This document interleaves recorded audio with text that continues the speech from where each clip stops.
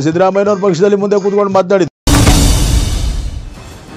ಮಂಗಳೂರು ಈಗ ಮಂಗಳೂರು ಕೂಲ್ ಆಗಿರುವಂತ ಈ ಸಂದರ್ಭದಲ್ಲಿ ಇವತ್ತು ಕರ್ಫ್ಯೂನ ತೆರವು ಮಾಡಲಾಗಿದೆ, ನಿಷೇಧಾಜ್ಞೆ ಜಾರಿಯಲ್ಲಿದೆ. ಈ ಸಂದರ್ಭದಲ್ಲಿ ಕುಮಾರಸ್ವಾಮಿ ಅವರು ಹೋಗ್ತಾ ಇದ್ದಾರೆ ಮಂಗಳೂರಿಗೆ.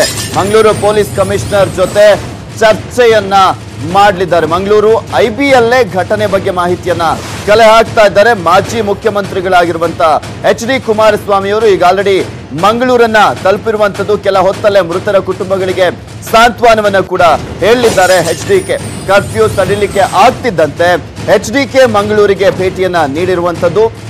ಇನ್ನು ಸಿದ್ದರಾಮಯ್ಯನವರು ನಾಳೆ ಹೋಗಲಿದ್ದಾರೆ. ಅವರು ನಿನ್ನೆ ಸುದ್ದಿಗೋಷ್ಠಿಯಲ್ಲಿ ಹೇಳ್ತಾ ಇದ್ರು 23ನೇ ತಾರೀಕು ನಾನು ಹೋಗ್ತೀನಿ, ಅದ್ಯಾರು ತಡಿತಾರೋ ನಾನು ನೋಡ್ತೀನಿ ಅಂತ ಹೇಳಿದ್ರು. ಆದ್ರೆ ತಡೆಯೋದಿಲ್ಲ ನಾಳೆ, ಯಾಕೆಂದ್ರೆ ನಿಷೇಧಾಜ್ಞೆ ಕರ್ಫ್ಯೂ ಎಲ್ಲವೂ ಕೂಡ ಅಂತ್ಯವಾಗಿರುತ್ತೆ. ಪೊಲೀಸರು ಅವಾಗ ಅವಕಾಶವನ್ನ ಮಾಡಿಕೊಡ್ತಾರೆ. ಕೆಲ ಹೊತ್ತಲ್ಲೇ ಮೃತರ ಕುಟುಂಬಗಳಿಗೆ ಸಾಂತ್ವನವನ್ನ ಹೇಳಿದ್ದಾರೆ. ಮಾಜಿ ಮುಖ್ಯಮಂತ್ರಿಗಳಾಗಿರುವಂತ HD ಕುಮಾರಸ್ವಾಮಿ ಅವರು ಈಗ ಆಲ್ರೆಡಿ ಮಂಗಳೂರನ್ನ ತಲುಪಿದ್ದಾರೆ. ನೀವು ಕೂಡ ನೋಡ್ತಾ ಇದ್ದೀರಾ. ಕೋಟಾ ಶ್ರೀನಿವಾಸ್ ಪೂಜಾರಿ ಅವರು ದಕ್ಷಿಣ ಕನ್ನಡ ಜಿಲ್ಲಾ ಉಸ್ತುವಾರಿ ಸಚಿವರು ಕೂಡ ಇದ್ದಾರೆ. ಹಾಗೆ ಅಲ್ಲಿ MLC ಆಗಿರುವಂತವರು ಕೂಡ ಇದ್ದಾರೆ. JDS ನ MLC ಕೂಡ ಇವರಿಗೆ ಸಾಥನ್ನ ಕೊಟ್ಟಿದ್ದಾರೆ HD ಕುಮಾರಸ್ವಾಮಿ ಅವರಿಗೆ. ಇನ್ನು ಈ ಕುರಿತಂತೆ ಹೆಚ್ಚಿನ ಡೀಟೇಲ್ಸ್ ಅನ್ನ ನೀಡ್ತಾರೆ ನಮ್ಮ ಪ್ರತಿನಿಧಿ ಕೃಷ್ಣ ದೂರವಾಣಿ ಸಂಪರ್ಕದಲ್ಲಿದ್ದಾರೆ. ಎಸ್ ಕೃಷ್ಣ, ಈಗ ಆಲ್ರೆಡಿ ಮಂಗಳೂರಿಗೆ ತಲುಪಿದ್ದಾರೆ ಕುಮಾರಸ್ವಾಮಿ ಅವರು. ಹೆಚ್ಚಿನ ಅಪ್ಡೇಟ್ಸ್ ಏನ್ ಲಭ್ಯವಾಗ್ತಾ ಇದೆ? ಪೃಥ್ವಿರಾಜ್, ಈಗಾಗಲೇ ಮಾಜಿ ಮುಖ್ಯಮಂತ್ರಿ ಸಿದ್ದರಾಮಯ್ಯ ಅವರಿಗೆ ಮಾಜಿ ಮುಖ್ಯಮಂತ್ರಿ HD ಕುಮಾರಸ್ವಾಮಿ ಅವರು ಸೆಡ್ಡು ಹೊಡೆದಿದ್ದಾರೆ. ಯಾಕಂದ್ರೆ ಇಷ್ಟು ದಿನಗಳು ಕೂಡ ಮಾಜಿ ಮುಖ್ಯಮಂತ್ರಿ ಸಿದ್ದರಾಮಯ್ಯ ಒಂದು ಮಾತನ್ನ ಹೇಳ್ತಾ ಇದ್ರು, ಮಂಗಳೂರಿಗೆ ಹೋಗ್ಬೇಕು, ಅದ್ರಲ್ಲಿನ ಪೊಲೀಸ್ ಅಧಿಕಾರಿಗಳು ನನ್ನನ್ನು ಬಿಡ್ತಾ ಇಲ್ಲ, ನಿರ್ಬಂಧ ಏರಿದ್ದಾರೆ ಅನ್ನೋ ಒಂದು ಮಾತನ್ನ ಹೇಳ್ತಾ ಇದ್ರು. ಆದ್ರೆ ಮಾಜಿ ಮುಖ್ಯಮಂತ್ರಿ HD ಕುಮಾರಸ್ವಾಮಿ ಅವರು ಆ ಒಂದು ಕೆಲಸವನ್ನ ಮಾಡಿಲ್ಲ. ಕಳೆದ 3 ದಿನಗಳಿಂದ ನಡೆದಂತ ಒಂದು ಬೆಳವಣಿಗೆಗಳನ್ನ ಎಲ್ಲವನ್ನು ಕೂಡ ಸೂಕ್ಷ್ಮವಾಗಿ ಗಮನಿಸಿದ್ರು. ನಂತರ ಎಲ್ಲೂ ಕೂಡ ಮಾತನಾಡಿಲ್ಲ, ನಾನು ಮಂಗಳೂರಿಗೆ ಹೋಗ್ತೀನಿ ಅನ್ನೋ ಮಾತನ್ನ ಎಲ್ಲೂ ಕೂಡ ಹೇಳಿಲ್ಲ. ಅದು ತನ್ನ ಆಪ್ತರ ಜೊತೆಗೂ ಕೂಡ ಹೇಳ್ಕೊಂಡಿಲ್ಲ.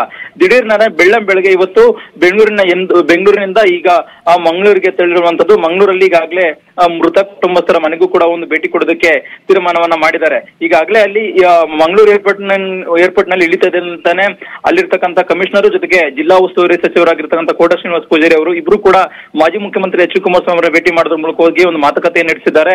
ಅವ್ರನ್ನು ಕೂಡ ಒಂದು ತಡೆಯುವಂತ ಒಂದು ಕೆಲಸವನ್ನ ಮಾಡಿದ್ದಾರೆ. ಆದ್ರೆ ನಾನೇನು ಅಲ್ಲೋಗಿ ಏನೋ ಗೊಂದಲ ಗಲಾಟೆ ಏನು ಮಾಡ್ಕೊಳ್ಳೋದಿಲ್ಲ, ಮುಖ್ಯವಾಗಿ ಕುಟುಂಬಸ್ಥರಿಗೆ ಭೇಟಿ ಮಾಡಿ ಒಂದು ಸ್ವಾಂತವನ್ನ ಮಾಡಿ ಬರ್ತೇನೆ ಅನ್ನೋ ಮಾತನ್ನ ಮಾಜಿ ಮುಖ್ಯಮಂತ್ರಿ HD ಕುಮಾರಸ್ವಾಮಿ ಅವ್ರಿಗೆ ಹೇಳಿದ್ರು. ಆ ಸಂದರ್ಭದಲ್ಲಿ ಅಲ್ಲಿನ ಪರಿಸ್ಥಿತಿಯನ್ನ ಅವ್ರಿಗೆ ಅರ್ಥ ಮಾಡಿಸುವ ಒಂದು ಕೆಲಸವನ್ನ ಕೋಟಾ ಶ್ರೀನಿವಾಸ ಪೂಜಾರಿ ಅವರು ಮಾಡಿದ್ರು. ಕಳೆದ 3 ದಿನಗಳಿಂದ ಕೂಡ ಕರ್ಫ್ಯೂ ಜಾರಿ ಇತ್ತು, 144 ಸೆಕ್ಷನ್ ಕೂಡ ಜಾರಿ ಇತ್ತು.